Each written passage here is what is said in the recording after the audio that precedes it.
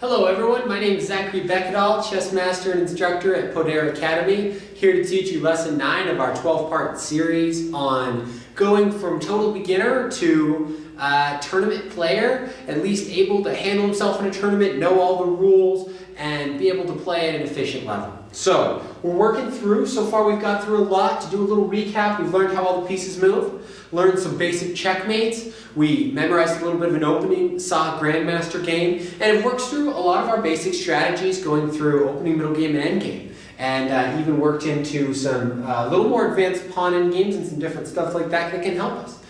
Today what I want to work on is I want to have a tactic day. And even though all the way through this series I've been doing tactics, which are traps to help you win material against your opponent, it's a very important thing. In fact, most players, the consensus is until you get up to about the 2000 rating level, which is a very high level that they call expert, tactics are the most important thing. And so we really need to focus on them, and we really need to keep improving them. And there's many ways of doing it to practice. I really like chess.com's tactics trainer. I think there's a site called Chess Tempo I really like. It's got a lot of tactics on it. You can buy tactic books. You can get tactics just about anywhere these days, and there's really no magic solution. It's just practicing, improving, and getting better. I recommend starting with easy tactics and getting them down really well, and then working your way into more complicated tactics as you keep getting better.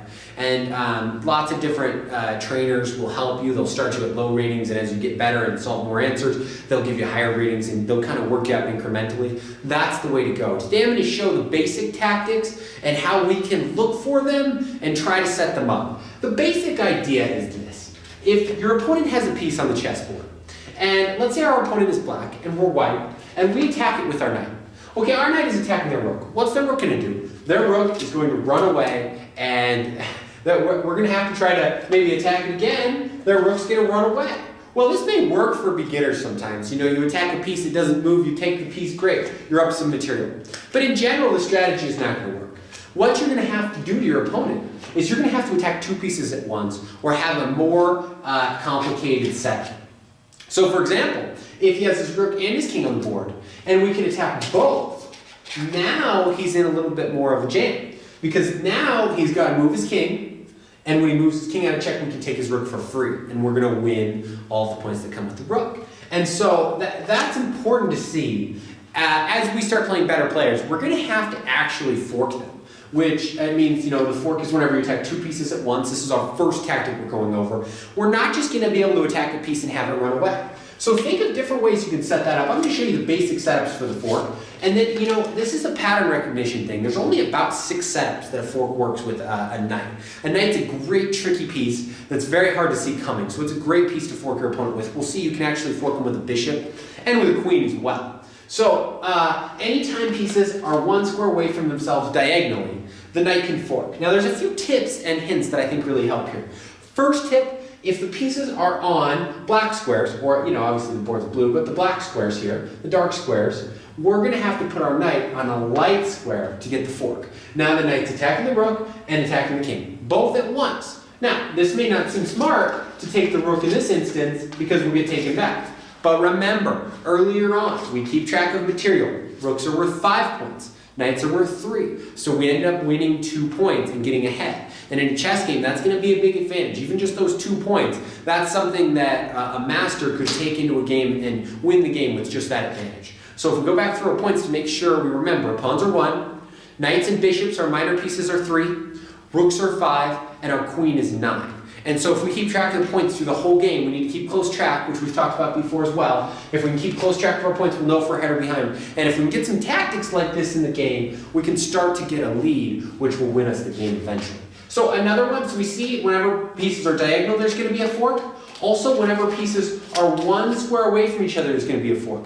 Remember, the fork's going to be somewhere in between the rook and the king. And if the pieces are on dark squares, the fork is going to be on a light square. Hopefully you saw that square coming. Now the knight attacks the king and the rook, and we've got a fork. Let's say the pieces are on light squares this time. Now if I put a rook on a light square and a king on a dark square, you shouldn't even be trying. Because in this case, there's going to be no fork, because the knight can only go from a dark square to a light square to a dark square. So let's say the pieces right here go.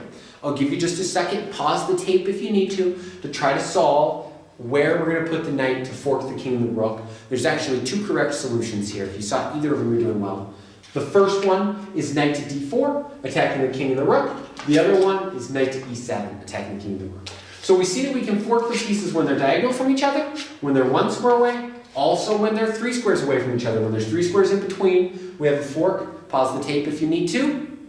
I say tape, not really a tape these days, probably.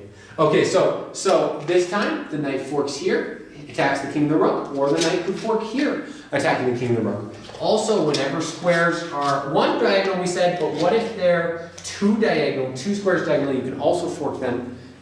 Pause it if you need to. The correct solution is knight here, attacking the king and the rook, or knight here, attacking the king and the rook. So there's our forks. We can also fork with our bishop, and I'll grab a queen here, because we've got some forks with the queen. So the bishop is going to fork as well. The bishops are much simpler, which means, one, it's going to be easier for you to see the fork coming, but also easier for your opponent to see the fork coming, so it's not going to be as effective, most likely. But these happen all the time. Here, what we're going to do is we're going to say, okay, both pieces are on black squares. They obviously have to be on the same color square, because our bishop only stays on 1 color square. Then what I like to do is I like to draw a line, and wherever this intersects, we can see it intersects right here, that's where you put your bishop, and that is what gives us a fork in this one. King, rook, check. The king's got to move, we win the rook.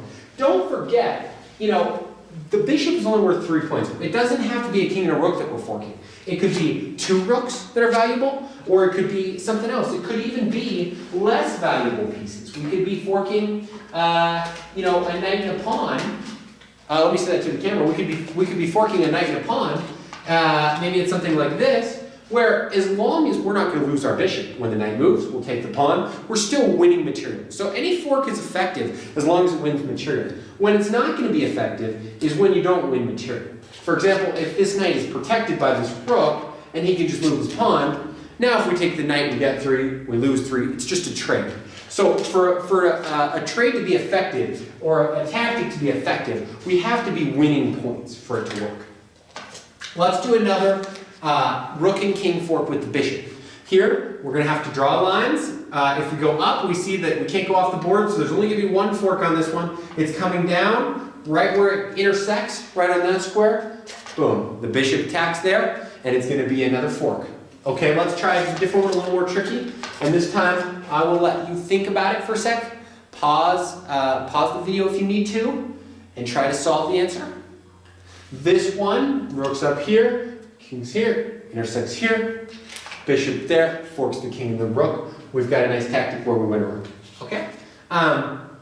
Also, if they're ever on the same diagonal, we can put the bishop there. That'll fork the rook and the king. Anytime they're on the same diagonal, anywhere in between is going to be looking. You can see this is simple, but the key is to get the pattern down. So even in more complicated positions, you're looking for it and you're seeing it. Chess is not usually about winning with really complicated strategies. It's about doing the small things right and getting the little things down really, really well. And as we get to the end of this tape, we're going to get some 2 movers. These are all 1 movers. This is 1 move, or place the piece in 1 square, and it forks the king and the rook. I'm going to give you some problems where you have to actually look 1, 2, 3 moves ahead, and then the fork, the easy fork is the last move. But it's hard to actually set up, and that's much, much more difficult. And the farther ahead you have to see, the more difficult it's going to be to solve your answers in the chessboard. So, now that we've seen some forks from those, we can see that the queen is going to be a good piece to fork too. Here in this case, we see the queen can attack like a rook, but also take like a bishop. Queen's going to be really effective at forks too. Where a queen is not going to be as effective is at forks where the king's going to be able to move out of check and protect the rook, because the queen's never going to be able to take a piece and get taken back, and you're ever going to win material. Here, if you take, you're going to lose material, so that's not going to be a smart trade. So that's going to be the problem with the queen. You're going to always have to win the piece outright. You're going to have to be in a position where, you can do something like this, where you're attacking the king and the rook, and when the king moves, you'll take the rook. But the queen has some really tricky forks. So we'll always be looking for those. Another tactic I want to show you is the skewers and the pins. These are really nice attacks as I get all the right pieces in my hand that we can use. So the first one is the pin. Bishops are usually the best piece for a pin. And a pin is where you have one piece. We already worked on them kind of early in the opening, but if you remember, there's one piece that's tied down that can't move because if it does, we'll take the piece behind it. And in this case, it's a king, so you're not even allowed to move the knight. But it could be a rook, where if the knight moves, now the bishop takes the more valuable piece behind it. So pins can be really dangerous and can be set up all over the place. Right here, see if you can solve where white's bishop is going to go to set up a pin. Hopefully you said this square right here. That is the correct square. Now we've got a pin. The knight can't move. We'll take it next turn. This would be a fork again. So different tactic, which we'll use in different places. The rook can also set up pins. So if it's like this white rook would be pinning the knight to the king. So that would be a nice pin there where the rook's going to win. So we're going to see the bishop and rook and queen all being able to do pins. And that'll be an effective attack where we'll tie down a piece so it can't move anywhere, and then we'll be able to win this piece, and if this piece moves, we'll get the piece behind it. Okay, so look for pins, and the last one is the skewer, which is actually when you have the more valuable piece in front, and then you attack with the bishop so that the king's in danger, and when the king moves out of the way, we're able to take the piece behind him that's left for free because we attacked the king. And that can be done with the rook as well. If we have something like this, I'll let you take a second to see if you can spot where we could set up a skewer. This is a nice little position, so pause it if you need to. Okay, so the skewer is over here. Now we attack the king, king moves out of the way, we take the knight. Funny if you saw this move, this would be a fork with the rook and the knight, where we fork both pieces, and this would be a pin where the rook is pinning the knight to the king. So there's a good example where we can see all three, and you can see how all three would be valuable depending on where your rook is, where we have the skewer, the fork, and the pin. And it's good chess terminology, so you always say the right thing and you don't sound dumb, right? So we always want to sound like we know what we're talking about. So now let's get into setting up these tactics in a little bit more complicated of a fashion, which is always good. So I want to start with a few problems that I know that I really like, and we're even going to finish with a few problems that are tactics that we haven't worked on up here. But one second here, I'm going to start with one of my favorite ones. This one is set up just very pretty. So in this one, we're going to see the use of a couple tactics we've worked on.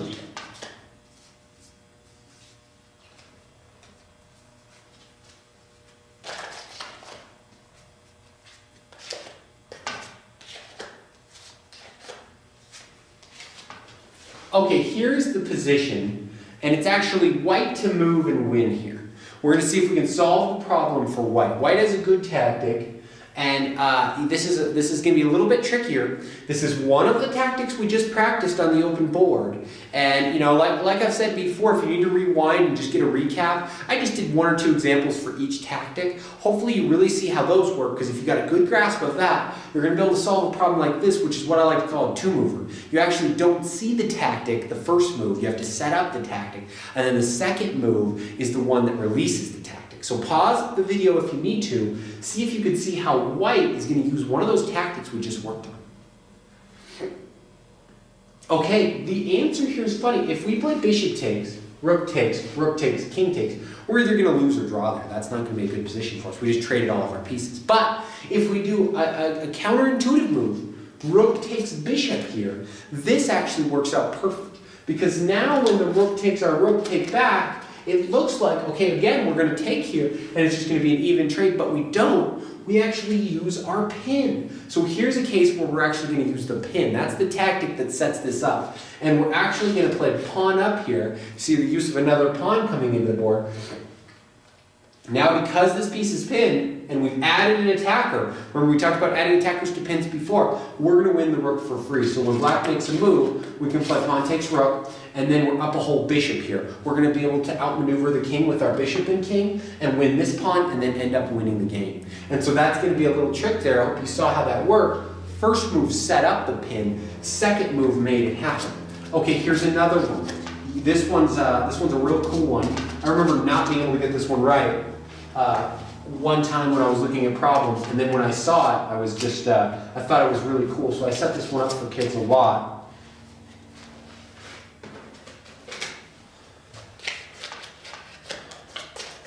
Okay, this one is, and we're gonna put this, let's see here. We're gonna put this rook right here. So black's already in a little bit of trouble, but we can make that trouble much worse with a nice tactic. So it's white's turn. See if you can set up one of the tactics we just worked on what I like to call the open board, where the board was clear and I was just making you drop in pieces to set up the tactic, where we just do forks and pins and skewers and different attacks like that. So here, see if you can see how to set up one of those attacks we just set up. Remember, this is a two-mover now. First move sets it up, second move delivers the blow. And this one, as a little hint, is gonna be like last time. The first move is gonna be counterintuitive, but it's all gonna make sense if you see what's coming. All right, pause it if you need to. The correct answer is rook up check, giving our rook away for free, but then, and normally when I set this problem up, I'll set a queen here actually so that the material's even. You can see how this would make more sense, where here the material would be even. Either way the tactic works. We play rook check. When the king takes, we lose a rook, but then it actually sets up a skewer here, where now this king's got to move out of the way, and then this queen takes the queen, and now we're doing great in this position. And so that was a little bit tricky to see, but the first move sets it up, and then this is our skewer where the king has to move out of the way and we take the queen. Very cool little setup. Okay, here's another one that I really like.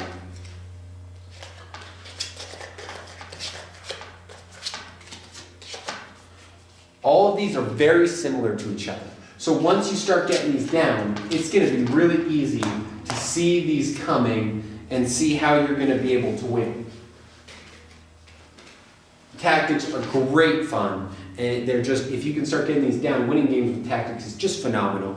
It makes you feel really good about yourself and smart whenever you're able to outplay somebody with a nice little tactic. So here, white to move and win, try to figure out how to set up the tactic. Okay, hopefully you pause the video if you need to. The move, again, funny enough, is rook sack. Hopefully you're getting it down. A lot of times the first move makes no sense at all unless you see what's coming. I'm hoping that you kind of saw that pattern enough times that you got it on this last one. And now here we actually have what we call a pawn fork, where the pawn is going to fork the king and the queen and put them in check. And even though you gave away rook, you're going to end up getting the queen back in a position like this and being able to win this game. So kind of tricky chess that we had there, tricky setups, where we see the tactics coming from a ways away and we have to set them up. I want to show you one more kind of attack that I really like and is great to use, and that is called the discovered attack, where in this one, what we do is different than the pin or the fork or the skewer. What happens here on this discovered attack is the deal is, let's see here, the piece that moves here, I'm going to set this position up. We have bishop, knight, king. The piece that moves is going to be the knight. The knight is going to go somewhere, and anywhere the knight goes is check. We did one of these problems in the opening on one of our first lessons. Anywhere the knight goes is check. So what we do is we can use that to our advantage. We're actually going to play knight here. Now this looks just like one of those attacks I was talking about where a knight attacks the queen just moves away. But because it's a discovered attack, and the king is in check, the king's going to have to move or the queen's going to have to block, and we're going to be able to take the queen next move. Those discovered attacks are very tricky and good to set up. The one that we had seen earlier was more like this. Let's say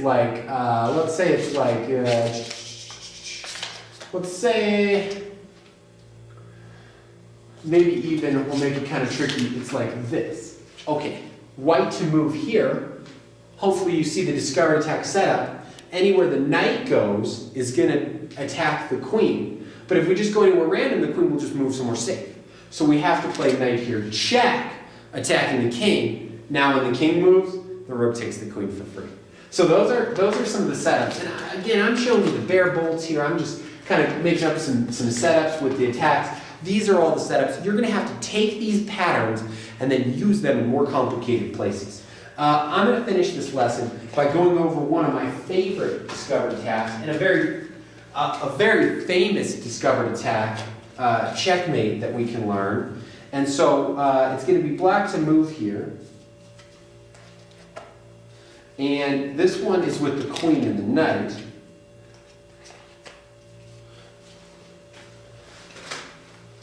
Anybody that's seen this before will smile and nod because, this is a really cool problem. And we're going to put the king out of check. It's black to move and win here. And black's going to be able to get to the king, even though he looks relatively safe here, using a really cool pattern, using lots of discovered attacks. So again, pause it if you want to try to solve this yourself. If you haven't seen it though, this one will be a difficult one to solve. So this one, what happens is the queen comes down and puts the king in check. That's the start to it. Now you can probably see the king can't go here because we'll use our queen over the top checkmate we know to finish the game. So the king's got to hide in the corner where he's safer anyway. He's going to go there. But then what we do is we actually play knight check here. And what this does is the king's only move is here. It actually sets up a discovered attack. So this discovered attack, how we use it is we move this knight over here and we set up a double check. And double checks are really cool. Whenever you have a discovered attack, we use a double check. That works out really nicely. Now this king has to move. You can't take the knight because you'd still be in check. So now the king has to move. Now you play, believe it or not, queen to g1 check. Now it's protected by the knight, but it can still be taken by the rook. The only move white can make is rook takes. And at this point, white might not think you're very smart, like maybe you totally missed something and you just lost your queen for free. But the beautiful finishing touch is knight to f2, smothered checkmate. Smothered because the king is surrounded by all his own pieces and the knight delivers the final blow. Really cool pattern. I've used this one many times because after you have it memorized, anytime it comes up, it's easy to see coming. And it works out great to get a checkmate for the king in the corner. I'm going to keep on the theme of a slightly tougher to solve problem. This is another pattern you're going to see again and again. Again, I'm not setting it up with all the pieces on the board and making it difficult. I'm just using the imperative pieces and then making you see it. Hopefully the bare bones, you can kind of see what's happening. And then, if you can see it now and you can really digest it in this position, hopefully even when there's more pieces on the board and it's a little more complicated, you'll be able to solve it. This one I like to set up where black is really in some trouble. Let's say it's like this, and if black wastes a move, the queen is going to take the pawn, checkmate. So black needs to be quick. And I'm going to give you a second. Please pause the tape and see if you can solve this one as well. If you didn't solve it, or if you did, you can kind of see black's in some big trouble. Not only is there's a rook up checkmate coming here, there's lots of different threats. So he needs to make every move what we call forcing move. It needs to attack the king. If you play queen takes, this is the wrong move. This is going to actually help the king run away, and you don't have him in a box. We want to keep this king in a small, confined area in prison where we can checkmate him and keep him. So we actually play bishop takes pawn. If you found that move, great job. Forcing the king to the corner where he's less safe. Now we play bishop back check, and now the king's under attack, and the king has to scoot over. And then we play queen check here. Now you can kind of see this is a discovered attack. Right here, anywhere we move the bishop, it's a discovered attack. So he can't take our bishop, even though we put it on a spot where it's under attack. So when the king comes here, we strategically place this bishop here because now it's going to help us. We play queen down check, and then we finish with just our simple queen over the top checkmate that we know. So you see, we build on all those small things, all those little things that we've learned along the way to help us find complicated mate in 4. This was a checkmate in 4, that if you know all those little things, like discovered attacks and queen over the top checkmate, you're going to be able to see this fairly easy, and you're going to become a good chess player. And so there was another kind of complicated check. Next class, for lesson number 10, I'm going to be going over thinking ahead in chess, and how we can look 2, 3, and 4 moves ahead fairly easily, and how we should try to do that as well as we can. And so that's going to be our next lesson. Hopefully you got some good tactics down, you got a good base. I highly recommend, obviously just going over this lesson and understanding what tactics are will help you, but the more you practice, the more you're going to be able to use them in your game. So remember forks, remember pins, remember skewers, remember discovered attacks. And there's lots and lots of ways to set those up, and when you spot them and you see other people using them, hopefully you can get a good feel for them. You can see how we use pawn forks and did all kinds of stuff where maybe we sacrificed the first move, but it sets up our next move. Thanks for watching. I'm looking forward to teaching you how to look ahead into the chess game for our lesson number 10. And we just have a couple more lessons to hopefully get you where we want you to a point where you can play chess in a tournament. Thanks again.